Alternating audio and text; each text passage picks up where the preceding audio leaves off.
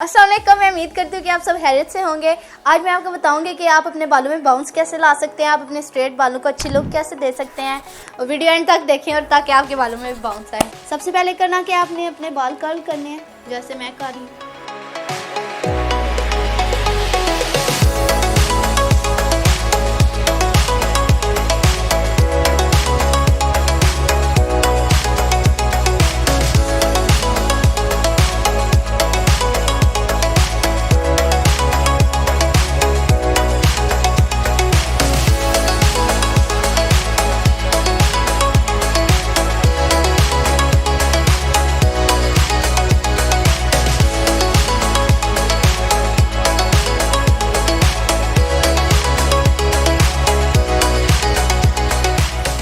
बाल हो गए हमारे कर, तो अब हम इनमें बाउंस लाएंगे।